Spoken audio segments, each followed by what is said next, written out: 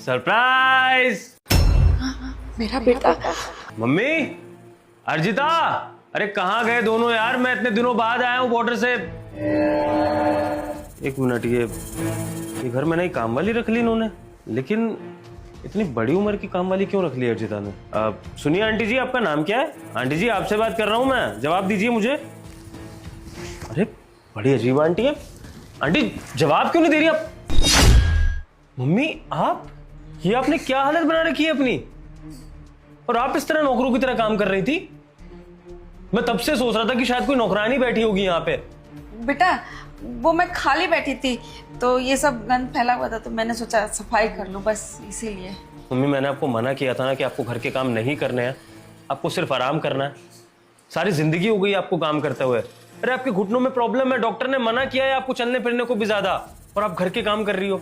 जब आपका बेटा है, आपकी बहू है, तो फिर आपको क्यों काम करने हैं, क्यों दुख उठाने हैं ऐसे?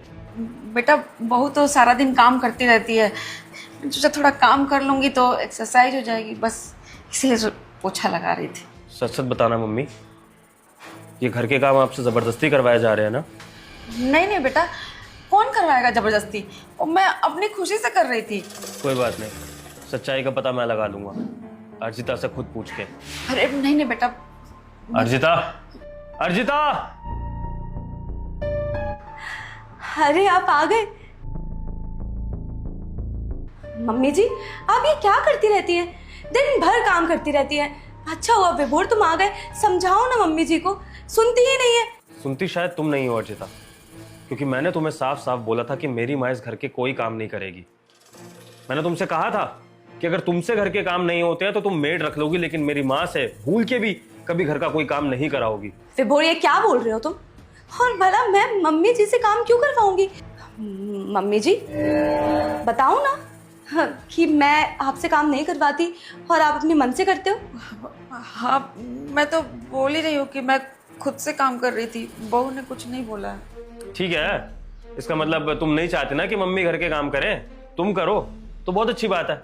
मम्मी एक काम करो, अपनी बहू को जरा मग्गा हाथ में दो, पोछा ये लगाएगी आपके सामने। मैं देखना चाहता हूँ कि आपकी बहू कितनी कमेरी है, कितने घर के काम करना चाहती है।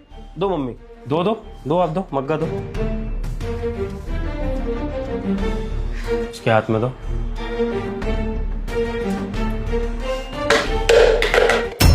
तुम्हें सच पता चल ही गया है ना, तो पूरा सच सुन लो।